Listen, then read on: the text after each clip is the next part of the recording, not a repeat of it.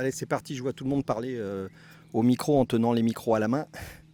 Donc je vais faire la même chose, même si je ne suis pas dans une situation idéale, en plein air, dans un endroit où il y a beaucoup de passages et peut-être un peu de bruit. Je ne sais pas ce que ça donnerait d'ailleurs si j'accrochais le micro directement ici, parce que ça me fait un peu chier quand même de le tenir. Voilà. Donc bon, voilà, j'ai des pecs, disons, j'ai des pecs, enfin des seins plutôt. Allez, ouais, je crois qu'il faut que je le tienne à la main, ça sera mieux. Je mettrai un peu dans les coulisses ce morceau, cette vidéo. Alors, salut à tous d'ailleurs, toutes je devrais dire, parce que à chaque fois on nous casse la tête et les pieds sur l'inclusion, le féminisme, etc. Donc je vais dire salut à toutes et tous, pardon. C'est Patrick de Carvalho, du podcast Je ne perds jamais. Non, plus sérieusement, vous me connaissez ou pas d'ailleurs, à travers différentes initiatives entrepreneuriales que je documente. Je me considère comme un pluri-entrepreneur et pas nécessairement un serial entrepreneur qui enchaîne les sociétés ou les projets. Moi, dans mon cas, j'ai plusieurs sociétés et plusieurs projets qui tournent en parallèle. D'ailleurs, on n'arrête pas de me dire que je manque énormément de focus, que je m'éparpille, etc. À la limite, je pourrais en parler, faire des petites capsules, des petits montages à ce sujet. Là, on est, en fait, s'il faut faire une datation carbone, on est en 2025, on est en mai 2025 et c'est mon anniversaire. Je vais donc avoir, et j'ai maintenant 51 ans. Et c'est un point qui est un point de passage, qui est un point important pour moi, parce que pour ceux qui ont suivi un peu cette aventure que j'évoque, j'avais prévu pour mes 50 ans, donc l'année dernière, en mai 2024, j'avais prévu de lancer mon premier livre, livre Je ne perds jamais, dont le titre est Je ne perds jamais, et en fait ça ne s'est pas fait.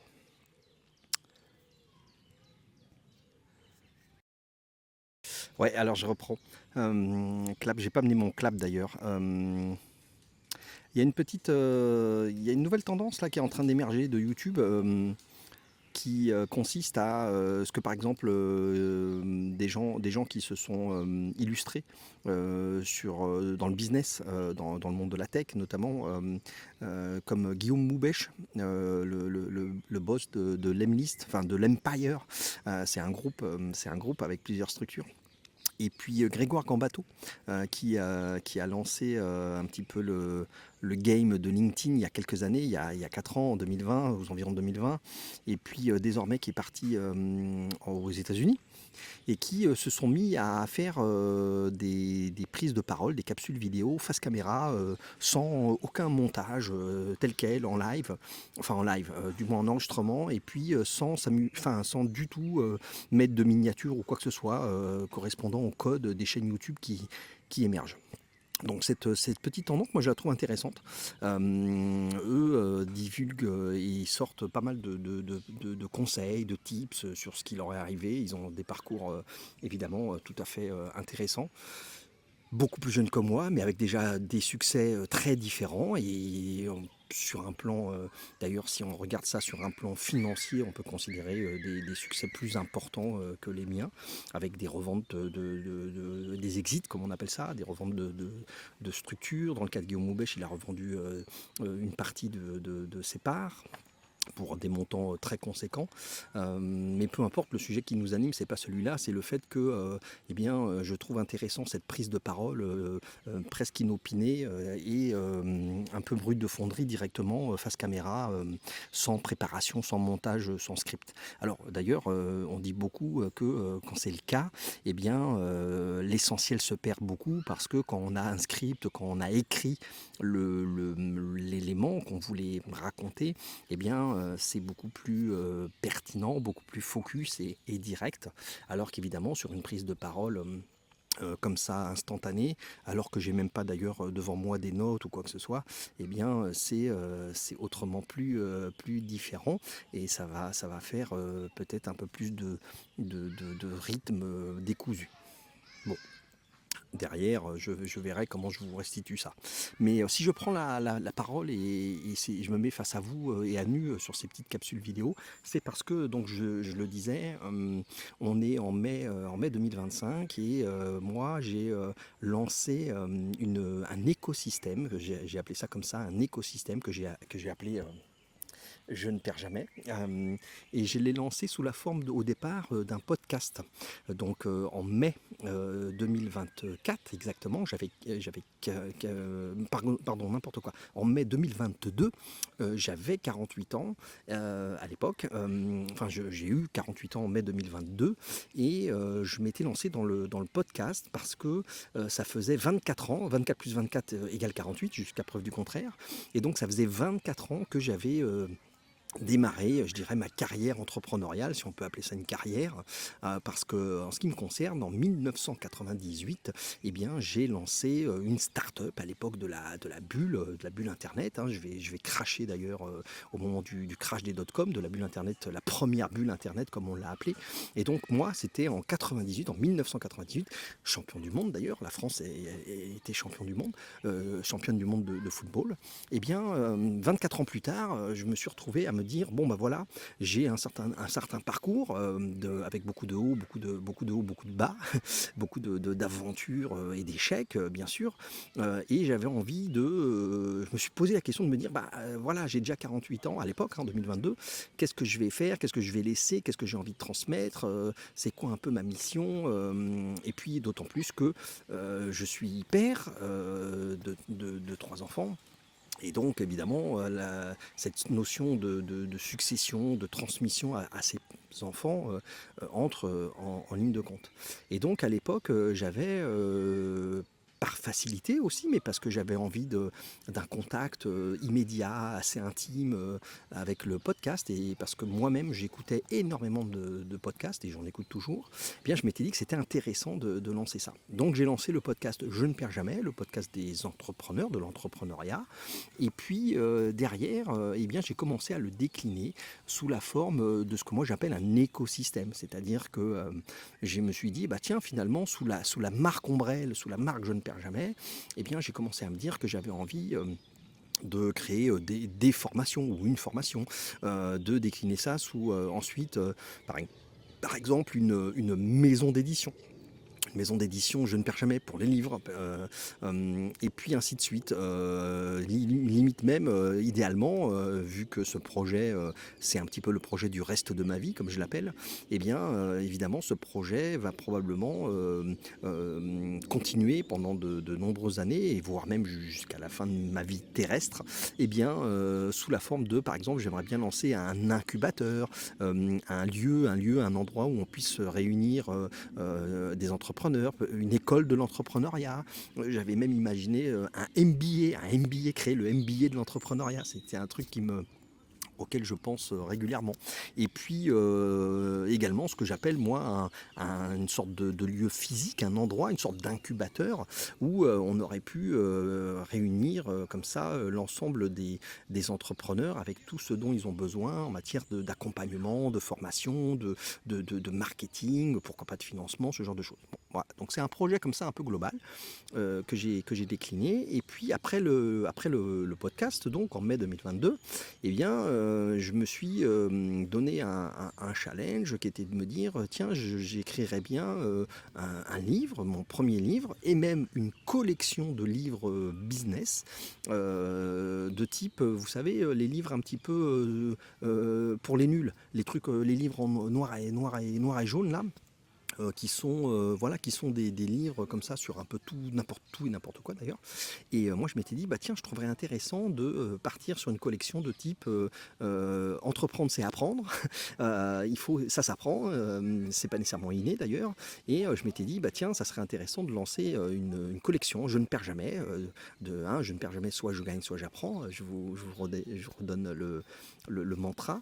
Eh bien je m'étais dit waouh, ça serait intéressant de lancer comme ça une voilà, une collection de livres. Alors par exemple, tout apprendre sur le marketing, le digital, la finance, etc., etc. Donc tout ce qui peut toucher de près ou de loin à l'entrepreneuriat, avec évidemment quelques pièces maîtresses hein, dans l'entrepreneuriat.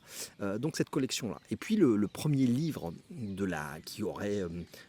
qui va ouvrir cette, je dis qui aurait, je dis un imparfait, mais qui va ouvrir cette saga ou cette série, eh bien c'est un livre que le premier du nom, comme on pourrait l'appeler, le livre Je ne perds jamais.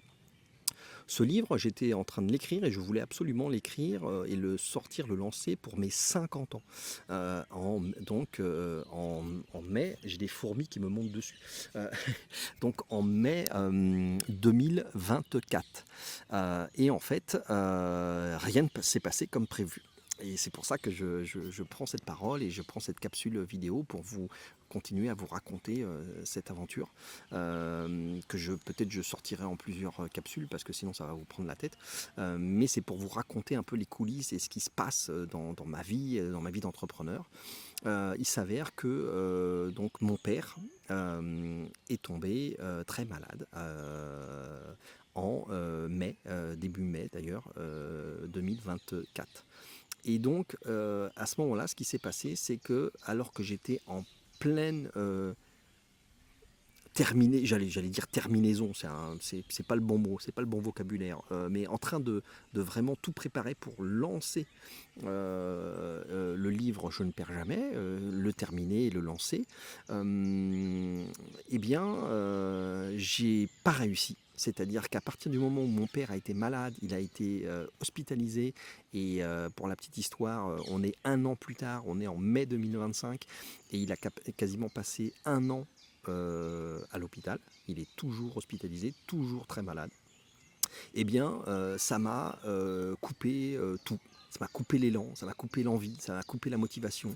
J'ai pas réussi à remobiliser mon désir d'écriture et j'ai perdu tout simplement. Alors que je suis plutôt apparenté à un rock ou à quelqu'un d'assez solide, qui est toujours dans l'action, hyper actif, oui, sûrement, certainement, même si je ne suis pas ce qu'on appelle testé officiellement d'un point de vue QI, HPI à la con, comme je dis souvent, et puis tous les TD, AH, X, Y, Z, comme je le dis, il y a de fortes chances que je sois quand même un petit peu dans ce genre de truc, avec jusqu'à présent évidemment énormément d'énergie, énormément d'activités, plein de projets parallèles, énormément de créativité en ce qui me concerne. Ma zone de génie, c'est quand même le produit. Alors moi, je suis dans la tech, hein, mais c'est quand même le produit, le marketing, la création. J'ai fait beaucoup de conception produit, conception logicielle dans le multimédia, puisque j'ai démarré avec le web hein, dans les années, encore une fois, les années 2000. Eh bien, tout ça a été complètement bloqué au frigo, au congélateur, au frigidaire, et je n'arrivais plus à aligner quoi que ce soit, à aligner mes pensées, et donc en fait c'est resté en plan. Donc on est un an plus tard, mai 2025, je vais donc, voilà, je fais 51 ans, je fais ou je vais avoir, je sais jamais ce qu'il faut dire, ma femme, ma chère, tendre et femme, me reprend tout le temps, et je ne retiens jamais ce qu'il faut dire ou pas. Est-ce que c'est j'ai ou je fais, je sais pas, on s'en fout. Donc en tout cas 51 ans, et puis un an plus tard, en fait j'ai pas beaucoup bougé, j'ai pas réussi à retrouver, je dirais, la voie. Et entre-temps, eh bien, ce que j'ai fait, c'est que je me suis lancé, il y a l'IA au passage qui est arrivé, hein, je vous rappelle que donc petit rollback, j'ouvre une petite, vous voyez mon cerveau arborescent de merde à la noix là, paf, je suis en train de partir, ça y est, dans une autre neurone, une autre synapse. Donc je reprends cette notion de 2022, novembre 2022, fin novembre 2022, sort au grand public ChatGPT. ChatGPT, OpenAI, la société américaine avec ce qu'on appelle un LLM, un Large Language Model, qui est donc la première, je dirais, intelligence artificielle accessible à toutes et tous via une interface et avec laquelle on va pouvoir interagir. Et donc à partir de là, eh bien, ce qui va se passer, c'est que, je ne sais plus pourquoi je vous disais ça, mais ah si, c'est pour vous dire que donc sur le livre Je ne perds jamais et la collection Je ne perds jamais, en gros, coincé total, rien n'y fait, moi complètement pris, je suis parti au Portugal pour mon anniversaire, c'était horrible, c'est-à-dire que je m'étais fait tout un scénario, tout un film de ce que j'avais envie de faire pour ma journée des 50 ans, etc. Au final, j'ai pris l'avion, je suis parti au Portugal, c'était la cata, j'étais au chevet de mon père, enfin bon, je vous passe le détail, je ne suis pas là pour vous raconter mes, mes turpitudes personnelles, mais quand même, ça explique pas mal de choses. Et donc, c'était horrible, c'était pourri. J'ai plus jamais, enfin, depuis, j'ai pas réussi à reprendre le cycle et l'écriture de Je ne perds jamais. Mais par contre, évidemment, dans le cadre de mon activité de société, moi je suis dans le monde de la tech depuis. J'ai jamais quitté le monde de la tech depuis ma première start-up. Et donc, j'ai eu différentes activités, dont celle agence conseil en transformation digitale, beaucoup de développement de plateformes IT. Moi-même, je ne suis pas un tech, hein, mais je suis associé à un ami, un associé qui s'appelle Pascal Roche et qui lui est un CTO, hein, Chief Technical Officer comme on dit. Donc lui un ingénieur avec des développeurs qu'on a, etc. Donc on baigne dans cette technologie, dans ces innovations et en fait évidemment quand l'IA est arrivée, bah, c'est devenu notre nouveau bac à sable. C'est-à-dire que nous on a tout le temps été plongé dans la tech, dans le web, dans l'IT, dans le cloud qui est arrivé. On est devenu éditeur de logiciels en SaaS, Software as a Service. Donc on a toujours baigné là-dedans. Et évidemment, quand l'IA est arrivée, on a sauté dedans à pieds joints. C'est un bac à sable géant. Moi, je suis un passionné de tech. Je suis diplômé, pour ceux qui ne savent pas, je suis diplômé d'un BTS domotique. Donc je suis un geek. J'ai toujours adoré tous ces automatismes, tous les trucs d'informatique, de réseau qu'on pouvait mettre dans les maisons, etc. Et donc avec l'IA, il s'est passé la même chose. Et donc, comme je n'arrivais pas à écrire, à continuer mon livre, je ne perds jamais, hein, voilà. Eh bien, qu'est-ce que j'ai fait? Je me suis dit, j'avais envie, j'ai eu une envie, donc je m'y suis agrippé parce que l'envie m'avait quitté. Alors quand j'ai eu cette petite envie qui a germé, je me suis dit là, il faut que je m'accroche. Et donc je me suis mis en tête d'écrire un roman, un livre, un roman de science-fiction. Et pourquoi j'ai choisi la science-fiction pour écrire un livre sur l'IA? Parce que d'ailleurs la thématique ou le sujet du livre c'est l'IA, ou je devrais dire les IA, les intelligences artificielles. Eh bien je me suis mis en fait dans la projection de me dire, vu la vitesse et vu l'évolution tellement rapide, tellement tsunamiesque, je ne sais pas si ça se dit, un tsunami qui bouscule tout sur son passage.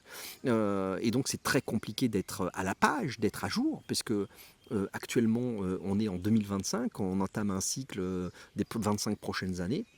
C'est là où il va y avoir clairement quelque chose d'absolument stratosphérique qui va se passer sur l'IA et les IA.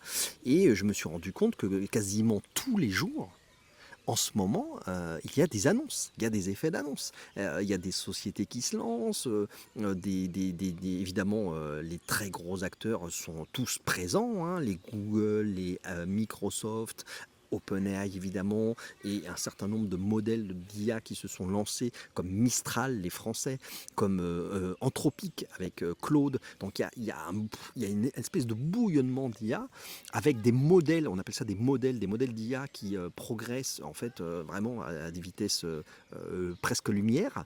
Et donc je me suis rendu compte qu'il était, à peine tu posais une phrase ou des mots sur quelque chose qui touche l'IA, que le jour d'après ou la semaine d'après, en fait, c'était déjà caduque. Donc, dans ces conditions-là, il m'est apparu extrêmement complexe d'écrire un livre sur l'IA. Bien que encore une autre parenthèse, donc on refait un saut spatio-temporel dans mes synapses neuronales, bien que j'écris et on écrit avec Pascal un livre à quatre mains. On dit faire du piano à quatre mains, mais nous on écrit un livre sur l'IA à quatre mains, un livre business, et on va faire en sorte qu'il soit suffisamment transversal et avoir une approche, je dirais plutôt modélisée globale des IA pour les entrepreneurs, pour les chefs d'entreprise, pour les PME. Et donc là, on va s'affranchir de l'actualité. Parce que si on est dans l'actualité, on est mort. On peut rien faire. Donc vous verrez, je vous en reparlerai. On fait un livre, on est en train d'écrire un livre à quatre mains avec un concept très original où il y aura deux parties. Une partie qui sera voilà, un socle très informatif et éducationnel sur l'IA, les IA. Et puis ensuite, on a, comme on va faire ce qu'on appelle de l'auto-édition, avec la maison d'édition Je ne perds jamais, parce que j'ai monté dans mon écosystème, j'ai créé la maison d'édition Je ne perds jamais pour être totalement autonome, et j'en fais un projet entrepreneurial un de plus.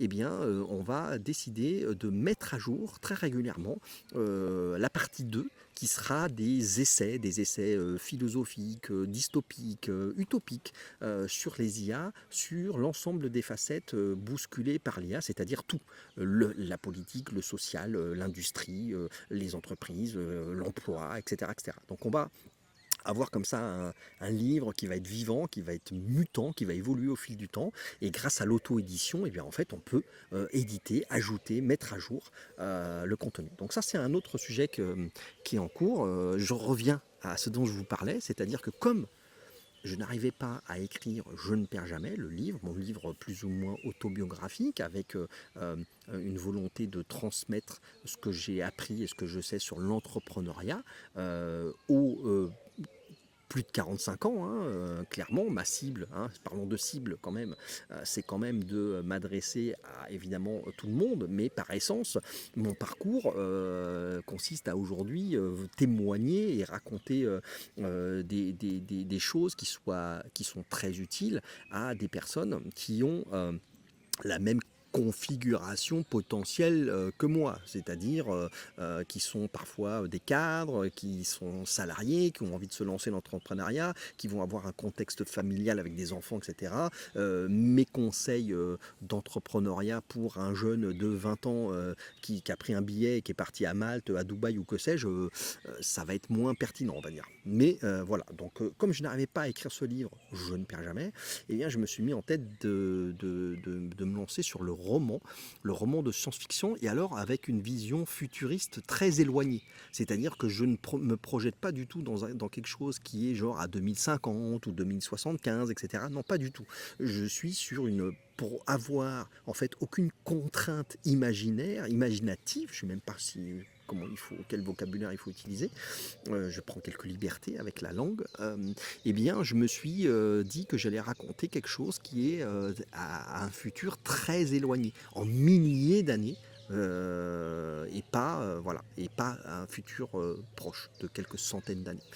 Pourquoi? Parce que ça a l'énorme avantage de laisser vagabonder, j'ai les fourmis qui m'attaquent de partout là, de laisser vagabonder en fait mes idées, mon concept, et d'essayer d'imaginer tout ce qui fait notre humanité sur cette planète terrestre, et sur des choses voilà, où je n'ai pas comment dire, de contraintes limitantes sur ouais tiens qu'est-ce que ça va donner l'emploi, la politique, l'économie, la géopolitique, etc. Si j'essaye de faire des essais que par ailleurs j'écris à côté, mais là je voulais pas du tout être dans quelque chose qui soit voilà trop proche, parce que évidemment ça c'est un exercice qui est extrêmement difficile de faire de la projection ou de la prospective. Donc voilà, je suis dans un roman SF, un roman de science-fiction. Le titre est intéressant, je peux vous le donner. Le titre est déjà arrêté et le titre du livre s'appelle Les derniers hommes. avec un grand H à homme, hein, puisque homme-femme, on va pas recommencer la guéguerre. Les derniers hommes. Pourquoi ça? Parce que je considère que, évidemment, l'IA, hein, les algorithmes, les mathématiques, l'informatique, ça fait 50 ans, 50 ans, 60 ans que c'est dans les labos, dans la recherche, qu'il y a beaucoup d'entreprises qui travaillent là-dessus, qu'évidemment les très grosses boîtes, notamment qu'on appelle les GAFAM américaines, Meta en tête, hein, Facebook, tout ça, travaillent sur des algos depuis des années, et il y a des IA, je dirais, à peu près partout déjà, mais la très grande différence, c'est que désormais OpenAI a vraiment ouvert la boîte de Pandore, si je puis dire, en mettant à disposition du public, de tout un chacun, le fameux ChatGPT. Et à partir de ce moment-là, j'ai considéré que jusqu'à présent, d'une certaine manière, on avait de l'informatique, on avait de la puissance de calcul, on avait des serveurs, on avait des chercheurs qui faisaient travailler des lignes de code, des programmes, mais il n'y avait pas d'intelligence synthétique dedans, il n'y avait pas d'intelligence artificielle, c'était un programme. Et je vous en reparlerai d'ailleurs sur les quatre couches de l'IA. Et donc je considère qu'à partir du moment où désormais on a des intelligences artificielles à disposition de l'homme, de l'humain, qui l'a inventé, hein, c'est l'humain qui a inventé ces modèles et ces intelligences artificielles, et bien désormais, dans tous les registres de recherche, biologie, physique, santé, médecine, politique, anthropologie, peu importe, tous les domaines, désormais, l'ensemble des équipes de recherche et des gens et des entreprises dans le monde, en fait, utilisent systématiquement de l'IA. En complément, en assistance, oh là là, je me fais attaquer par les moucherons, en assistance à leurs travaux de recherche, mais désormais, je considère que maintenant que des cerveaux humains ont inventé les IA, l'IA, il n'y a plus aucune raison que vous ne les utilisiez pas quand vous faites des travaux de recherche. Et donc c'est pour ça que j'ai appelé ça les derniers hommes, avec ce petit clin d'œil qui consiste à dire que désormais, toutes les recherches qui sont effectuées et tout ce qu'on va trouver à partir de maintenant, ça va plus être seulement des puissances de calcul informatique ou des algorithmes ou des laboratoires de recherche qui ne possédaient que de l'intelligence humaine et de l'informatique pour faire des algorithmes. Désormais, ces chercheurs, femmes et hommes, travaillent avec de l'IA dans leur logiciel, dans leur machine, dans leur hardware, etc. Et donc c'est pour ça que j'ai considéré que désormais on peut marquer ça d'une croix dans le calendrier à partir du moment où donc l'IA est sortie comme ça au grand public. Eh bien ça veut dire quoi? Ça veut dire qu'aujourd'hui n'importe qui sur la planète Terre, ça peut être un enfant de 8 ans, 12 ans, 15 ans, peu importe, eh bien peut utiliser différents modèles d'IA pour inventer, pour trouver, pour créer des choses. Et c'est plus un cerveau humain seul, sans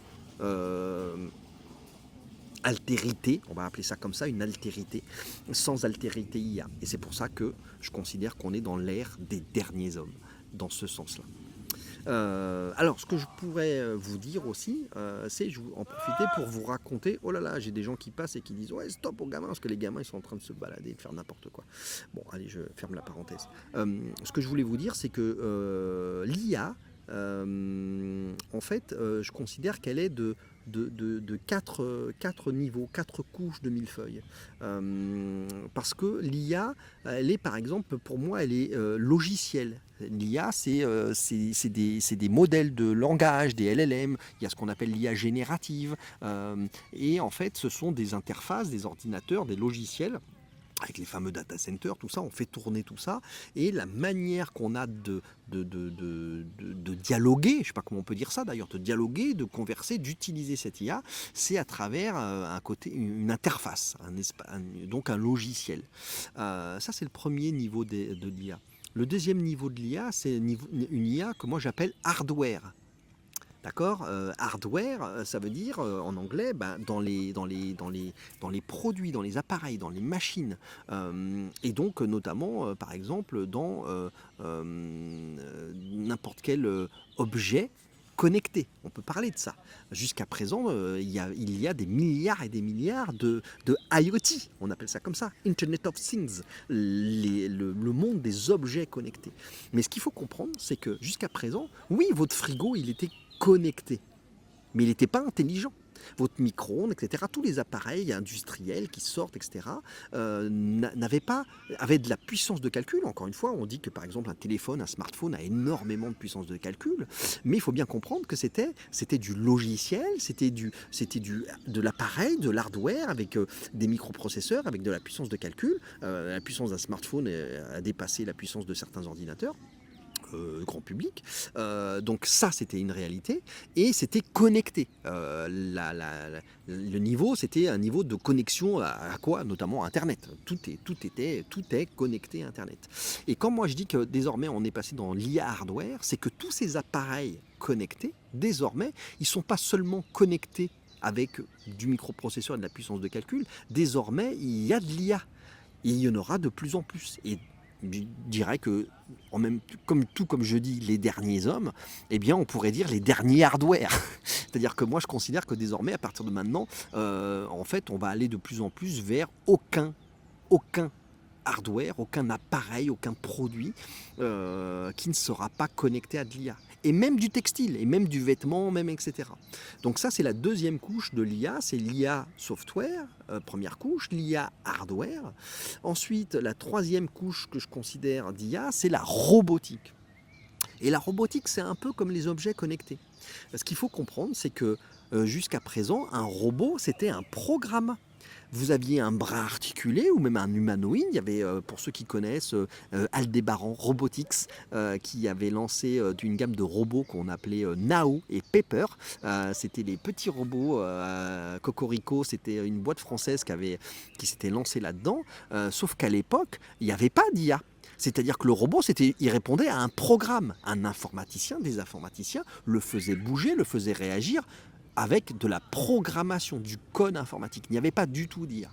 Et donc, même chose, je considère que la troisième couche de millefeuille qui est fortement altérée désormais avec de l'IA, c'est que désormais, dans les robots, dans la robotique, eh ben, là aussi, on va plus se contenter d'être seulement connecté, d'avoir seulement un programme informatique, mais on va avoir un programme informatique, de la connectivité et de l'IA. Donc la troisième couche d'IA, c'est la robotique. La robotique IA. Ça va évidemment tout changer. Hein. Il faut comprendre qu'à chaque fois que je vous dis ça, tout change. Le logiciel qui était un programme sans IA, le hardware qui était un produit, quelque chose industrialisé sans IA mais connecté, tous ces trucs-là qui se voient greffer de l'IA voient leur vie, si on peut appeler ça comme ça, leur fonctionnement totalement transformé. Idem pour la robotique. Et enfin, le quatrième étage de la fusée, la quatrième couche du millefeuille de l'IA, c'est le quantique. Alors, il y a beaucoup de gens qui aujourd'hui ne font pas du tout l'amalgame et séparent fortement le quantique en disant non, le quantique ça n'a rien à voir avec l'IA, c'est pas de l'IA.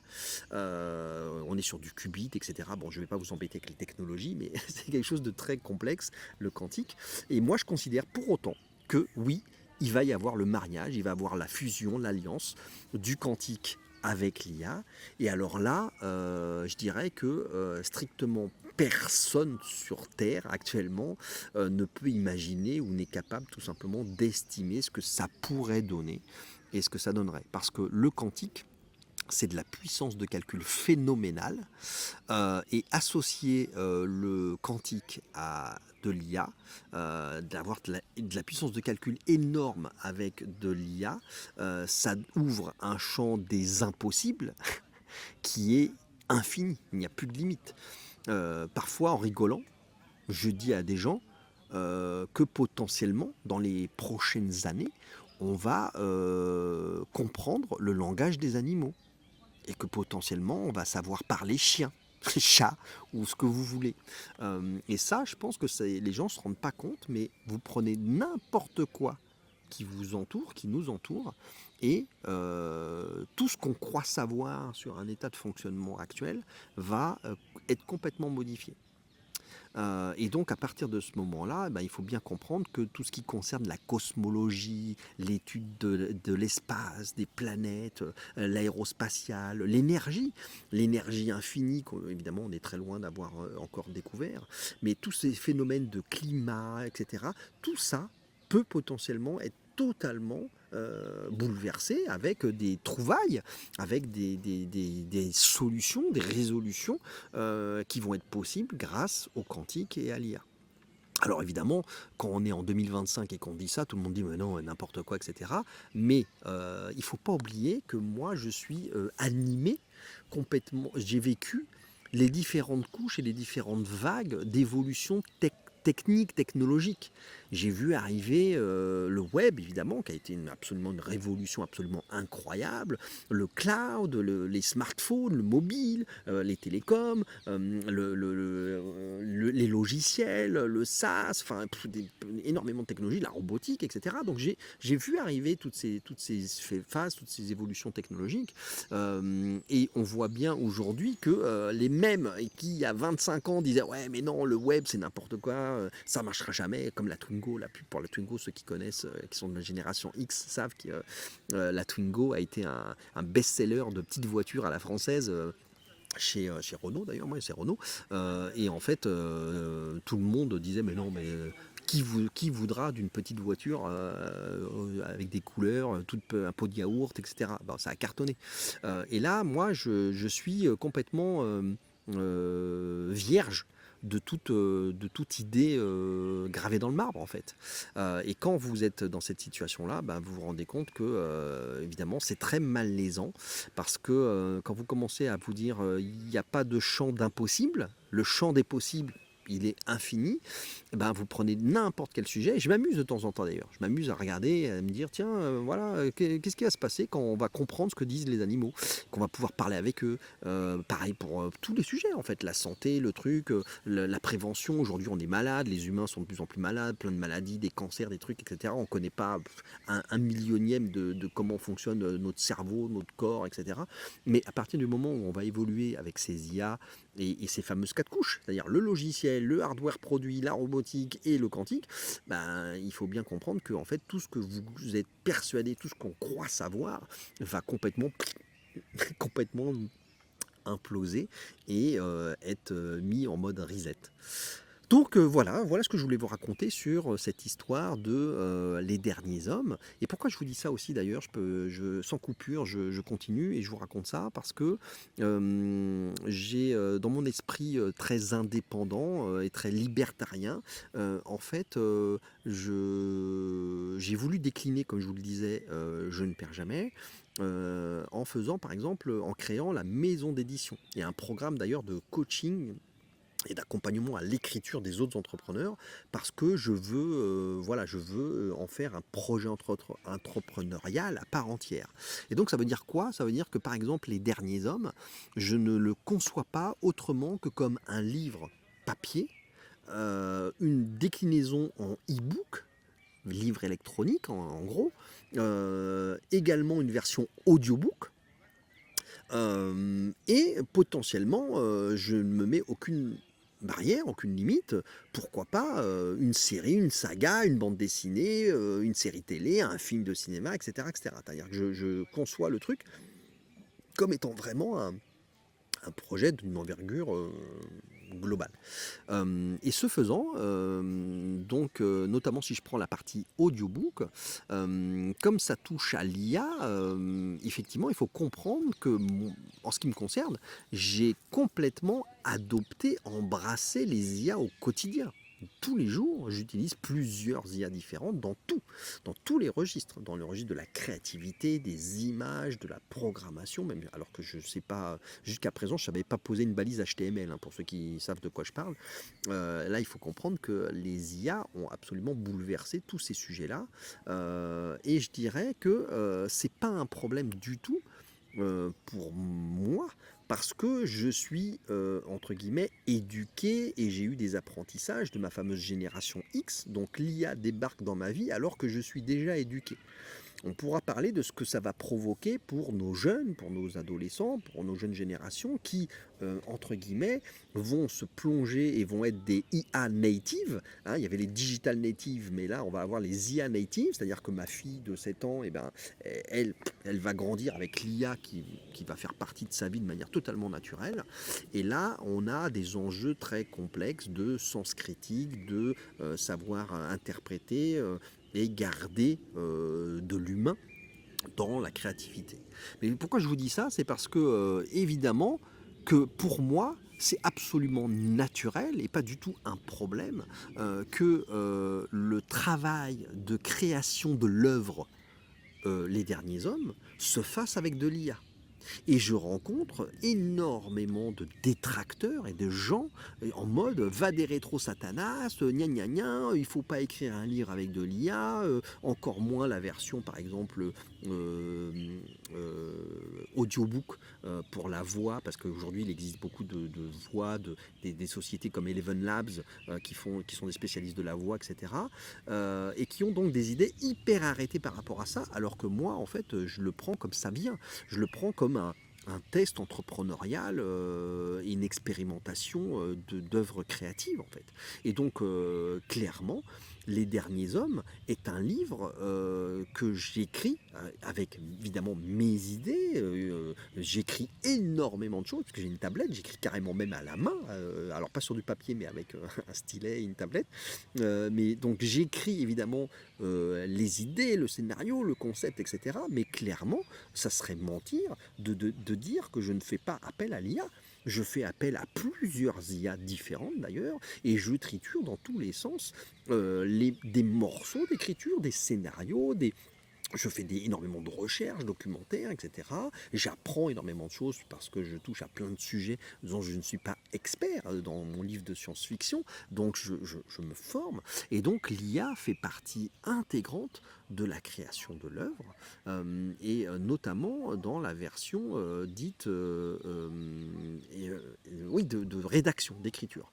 Après, par contre, il faut savoir que par exemple, je tiens à en faire une version audiobook. Donc j'ai fait la rencontre d'ailleurs d'une personne formidable qui est un coach de voix, un professeur de voix, un metteur en scène qui s'appelle Alexandre Damiani, qui est devenu un ami. Et typiquement, je travaille ma voix avec lui parce que je veux tout simplement produire ma propre version audio. Alors, sachant que dans la version audio, on peut considérer qu'il y a deux versions. Il va y avoir ce que j'appelle un audiobook qui va s'apparenter à une sorte de lecture, bien que maintenant que je travaille avec Alexandre, ce n'est pas une lecture, une histoire que vous racontez à vos enfants au pied du lit. On est vraiment sur l'incarnation de la narration, donc on est plutôt dans l'ordre de la comédie, du jeu de comédien, et donc de voix de doublage presque, pour interpréter ce livre. Donc je travaille là-dessus, sachant que je suis un total amateur, hein, je ne suis pas comédien, je ne fais pas de théâtre, etc. etc. Donc je vais vraiment toute proportion gardée, faire du mieux possible cette version audiobook. Et je compte en fait, par contre, créer une véritable narrative audio. C'est Alexandre qui m'a dit que ça s'appelait comme ça, c'est-à-dire cette fois-ci une œuvre vraiment racontée, jouée, c'est-à-dire un vrai jeu d'acteur avec des voix, avec des bruitages, etc. Et donc là, j'espère bien réussir à vous, d'ici quelques temps, parce que ça ne sera pas tout de suite, mais faire en sorte qu'il y ait la version vraiment audio, mais en fait narrative audio et pas audiobook simplement voilà lu à la voix quoi, sans bruitage ni rien. Donc il y aura les deux et je travaille là-dessus avec mon coach pour améliorer ma voix et sachant que ça m'aide de toute façon au quotidien puisque la voix, je l'utilisais déjà et beaucoup dans le podcast évidemment et puis donc dans cette version de Les Derniers Hommes. Voilà.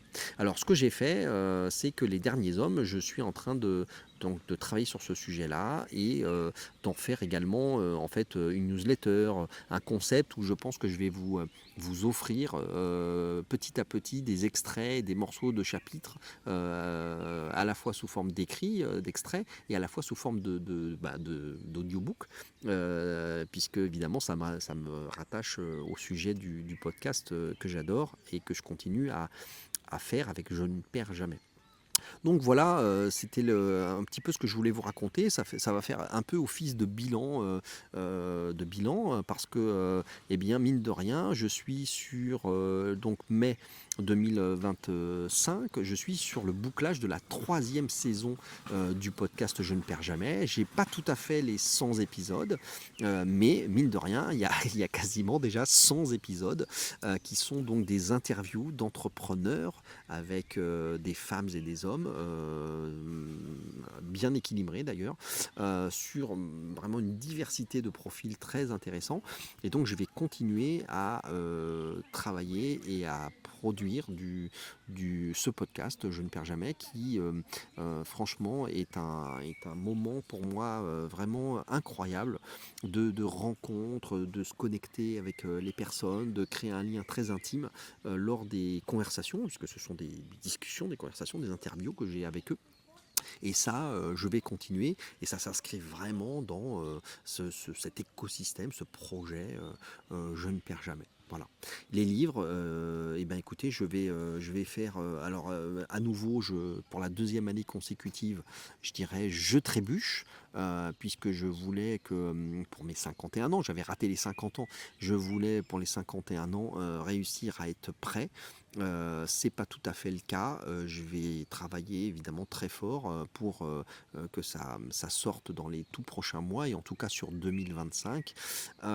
Et tout ça pour revenir à le point de départ de ce bilan que je fais avec vous. C'est que évidemment, il ne vous aura pas échappé que il est extrêmement compliqué de gérer l'aspect personnel d'une vie, de sa vie, de ma vie en ce moment, parce que évidemment mon père étant dans des difficultés de santé, avec un risque non négligeable de tout simplement de mort, hein, c'est la naturalité de la chose, hein, il ne faut pas se voiler la face.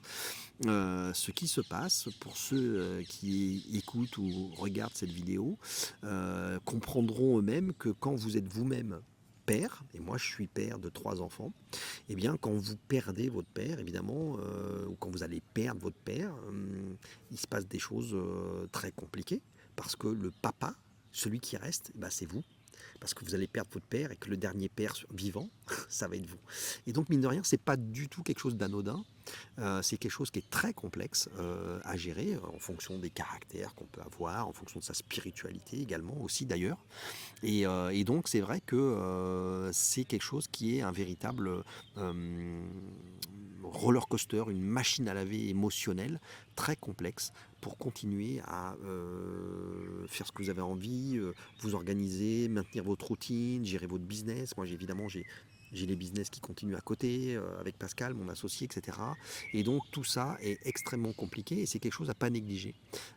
Et donc voilà, donc sans chercher d'excuses, sans chercher à me soustraire à mes objectifs, eh bien, je me donne le droit de me dire, ben voilà, c'est pas prêt, ça sera pas pour les 50 ans, c'est pas pour les 51 le 30 mai, parce que c'est le 30 mai, bon, mes 51 ans, mais voilà, sachez que je vais continuer à avancer sur ces dossiers-là, et à vous tenir informés, je dirais, vous inclure dans ce parcours, et à m'ouvrir à vous, à faire ce qu'on appelle en anglais du build in public, ou build with public, avec l'audience, la communauté, sur l'ensemble de ces sujets-là. Évidemment, interagissez avec moi si vous avez envie de parler de parler, de débattre autour de l'IA.